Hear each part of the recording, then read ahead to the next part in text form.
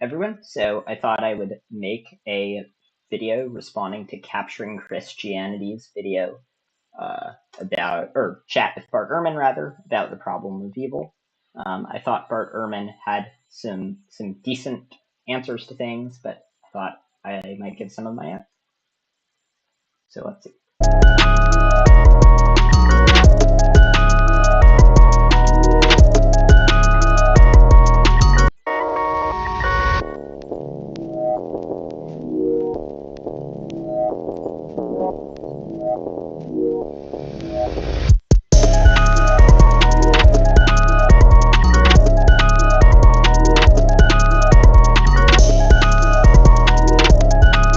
Dr. Bart Ehrman, who has better glasses than me, apparently. But nevertheless, I think this is still going to be an awesome discussion. If you don't know who Dr. Bart Ehrman is, let me just give a quick introduction, and then we'll get into the meat of this interview, which is we're going to try to focus on the problem of evil, and it's going to be a shorter interview, so around 20 minutes, but we'll get in as much philosophical stuff as we can during that time. So Dr. Bart Ehrman, he's an agnostic, atheist, American New Testament scholar, focusing on textual criticism of the New Testament, the historical Jesus, and the origins and development of early Christianity. He's written and edited 30 books, including 3 college textbooks. He's also authored 6 New York Times bestsellers. So he's done quite a bit of work here, and the problem of evil, that's the topic that we're discussing today. That's one of the reasons, as I understand it, that's one of the reasons why he identifies as an agnostic, or as an agnostic atheist. And so I felt like it would be, you've talked about this with Richard Swinburne on the Unbelievable Show about 8 years ago. I think at this point you've written a book on it. And it's also a real big interest of mine. I'm not one of those theists or those Christians that doesn't take the problem seriously. I think that we've got to really grapple with this problem as Christians, and it's a very difficult problem. You have to remember, it's about axiology, my friends. But I just thought it would be great to sit down and discuss a little bit about that with you. Now, before I turn it over to you, I did want to mention that there was a reason why you're on the show today, and that reason is that you're doing a 7-hour debate with another.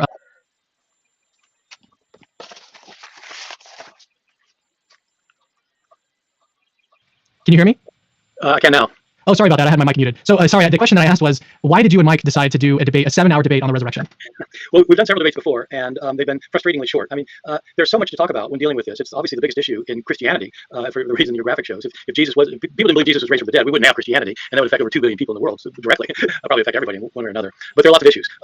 What are our kind of accounts of this? Are they reliable accounts? Do we have eyewitness accounts? What can we say about the Gospels as historical sources? And what can historians do with miracles? Can historians, just regular world historians, show what God has done? That God has raised somebody from the dead. Is that the sort of thing that a historian can show? And so I used to be a firm believer in the resurrection, like Mike. I was an apologist. Actually, I used to argue for it, but now I absolutely don't believe in the resurrection. And I'm not going to try and convince people to not weird, but that's what I'm going to try and show.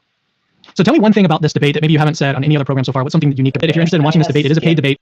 The chat about the non-problem of evil stuff, which makes a lot of sense for how much work is being put into it. And the link to this debate, if you want to watch it, is linked in the description of this video. So, all right, with that out of the way, let's get into the topic of the problem of evil. So the first question that I have for you is, what do you think about the traditional Christian responses, not necessarily related specifically to the Bible? I know that's what your book was about, but on the topic of these different theodicies. So you've got the free will theodicy, you've got the soul-building theodicy. Let's put the free will theodicy aside for a second and focus on the soul-building theodicy. What do you think about that theodicy as a response to this problem of evil? I think it would help if you would explicate it for a second, because different people have different things about that. Yeah. Sure. So what I have in mind is, basically, there are these virtues that can be attained when you experience suffering. So basically, suffering makes the possibility of virtues like forgiveness, courage, sacrifice possible. And it's only in the face.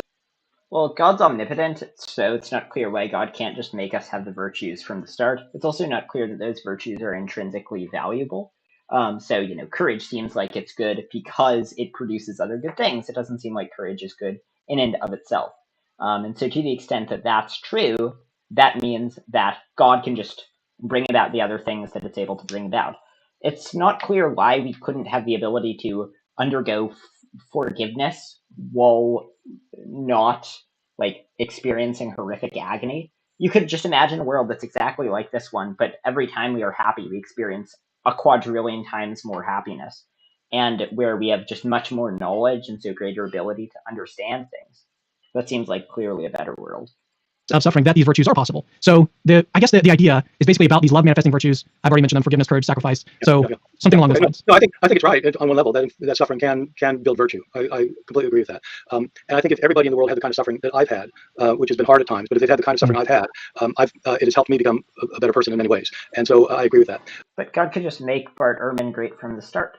I don't think that it answers the question of why there's extreme suffering in the world, why there are so many children starving to death every minute, and why there's drought and earthquakes and hurricanes. A tsunami that kills 300 million people. And it's like 300,000 people overnight. It's like, what? You can explain the kind of quotidian, daily kinds of things, the hassles we go through, or even personal problems, divorces. But there's so many things you can't explain with that. And my problem with suffering is that, I came to a point where I just didn't believe there was a God who was active in the world, who was allowing this kind of stuff, extreme suffering. I could understand it if it was not extreme suffering.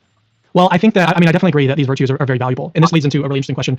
Wrapped up in these different theodicies like free will and soul building and others is this question of axiology, what the value of a world that has. Free will cannot explain most evil, which comes from nature. It can't explain the horrific amounts of suffering that have been going on for billions of years before humans were ever on the scene. None of them can explain why suffering differs from time and place. So if you thought that there was a need for suffering to build souls, that wouldn't explain why many people live sheltered lives. Many people just die at young ages. It can't explain instances of evil that hamper our souls, like dementia, which seem to hinder soul building, or things that result in death. And neither can free will. So I don't think either of these theodicies are very good. And even if they are somewhat good, maybe forgiveness has some value, but it doesn't have infinite value, and so God could just bring about enough happiness to outweigh, and enough desire fulfillment, joy, wisdom, objective list fulfillment, desire fulfillment, etc. These different goods that sort of maybe necessitate suffering. So I guess my question for you, related to the question of axiology, is what are some of the greatest features, if you were to play God for a second, like what would be some of the greatest features of a world that you would look for in order to like create it? Would it be something like pleasure? Would it be something like these virtues that we've just discussed? What type of features would you say are like the most valuable features of a world if you were to play God and try to decide which world to create? My view is that in the Christian tradition, God has created a perfect world. Christians typically believe that they'll die and go to heaven. They think they'll have free will there, but they think there'll be no suffering there. And so Yeah, I think why not heaven now is a good objection. Somebody's view of heaven is as a world that God could create, they already think God has created it. And so I would say that it'd be a world like that. That there's no reason for the kinds of unbelievable suffering here, even if you grant free will, even grant other things, there's no reason for it if God is actually active in the world, because he'll be active in heaven as well. All right, so next question. I'm just going to run through the questions that I've got prepared for you today. So not a whole Yeah, Bart Ehrman's response there was good. back and forth, but so here's the next question. So as an atheist or as an agnostic, how well do you think, and I know I don't think that you identify as a naturalist, but maybe suppose that you were, maybe just answer the question. What do you think about naturalism? Can that give us a really good satisfactory account of why there is evil and suffering in the world? How well does naturalism do? Oh yeah, so this is a common thing that Cameron does. So I agree that the probability of there being lots of suffering on naturalism is decently low, but that's because on naturalism it seems like a universe and consciousness and fine-tuning are decently unlikely to arise. But with a world with those things, the probability of suffering is like certain, right? So even though the probability on bare naturalism is low, the prior in bare naturalism is just so much higher than the prior in theism, that when we have specific auxiliary hypotheses, they can both have a higher prior probability than theism, and also they're able to produce with very high probability lots of suffering. Do you mean by naturalism that the natural world is all there is? Yeah, natural world is all there is. I mean, I don't really actually like the term myself, but it's something like no God exists and nothing like God exists. That would be like one way of viewing the term. Yeah, so how well do you think that view explains the data? That is what I think. I do have that view, and I think it explains the data perfectly well, because it explains why there's both terrible suffering that's inexplicable, if a God is in charge, because the world's a nasty place. The universe is an awful place. I mean, it's awful for human beings because it doesn't care about us. The world doesn't care about us. Droughts come whether we want them to or not, and so that makes sense. And it makes sense that we can have joy and happiness as well, because we've evolved into the kinds of creatures we have, where we have pleasure, and we have pleasure because pleasure is evolutionarily necessary for the thriving of the species. So it explains both the good and the evil, and so I think it's the best solution by far. So one of the things that you mentioned there was evolution. And so I guess a related question here is, how expected would you say that evolution is given naturalism? And I don't want to get too abstract here, but to me, the whole question of like, how well does naturalism lead us to expect the data of evil and suffering? I think ultimately what we have to draw on are the resources of something like an evolutionary theory. But my issue is I don't really see how naturalism actually predicts a theory like that, given the fact of like fine tuning and the fact that it just doesn't really make sense that we have an orderly world with natural laws that. Oh no, I don't. Okay, yes, I don't agree with that. I think there are. Every understanding of the world is going to be problematic, and you have to. I mean, yeah. So I think that there are just very decent ways of getting that with a higher of getting that on naturalism. So such that if we include those as background information and then we compare theism to atheism, they become much more probable. And even naturalism with those things is more probable than theism with those things, because God is never a very good explanation of those things. So like I think that there are lots of good explanations for fine-tuning, like a multiverse, for example. You decide which problem sounds to you like a more satisfying solution. I don't think the problem is evolution in the traditional sense of natural selection and the development of species. I don't think that's a particular problem. The problem is the origin of life. And so I'd say there are three big problems for a naturalist. One is how to explain how something came out of nothing, which is a problem scientists and philosophers wrestle with, but it's a big mystery, obviously. Second thing is, even if something did. Well, I don't know that we have to say that something came from nothing. We can say that the universe is eternal, or that there was some primordial thing from which time merged. There are lots of options. Where does life come from? Because how's that happen? So it's not the evolution of life that's the problem. It's the beginning of life, although they deal with that too. And the third. I mean, but the beginning of life seems improbable per planet. But if there's an infinitely large universe, which is likely, or if there is a multiverse, then the origin of life is. Where consciousness comes from. How can we possibly be conscious beings if we're just made up of molecules? Yeah, I mean, I think consciousness can be an emergent property. We don't know exactly how it works, but I couldn't tell you how you get an iPhone based just on the simple laws of physics. That doesn't mean that we need to posit a new extra iPhone I mean, property. how does that work? So Is that's this why? I think not evolution. Is this why you identify as more of an agnostic? Is because you think that both sides sort of face these different sort of evidential concerns? Yeah, no, actually, I'm defining agnosticism and atheism in a way that's different from most people. I think agnosticism has to do with what you know, from the Greek word gnosis, knowledge. And if somebody were to ask me, is there a superior force guiding all this? I'd say, I don't know. How would I know? I don't know. But if somebody asked me, so I think atheism is about what you really believe, as opposed to what you know. Do I believe that there's some kind of superior power in the universe? No, I don't. I think it's all nature.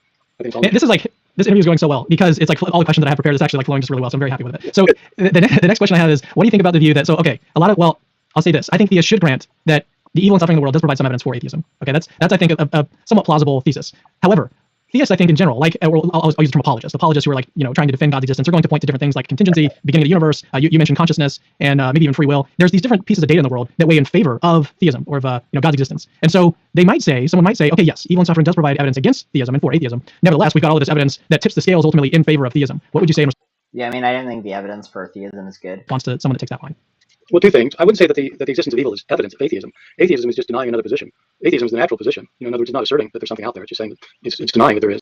I don't like this line from Ehrman. Like, atheism is the view that there are no gods, or particularly the denial of the God to which the other person's talking about.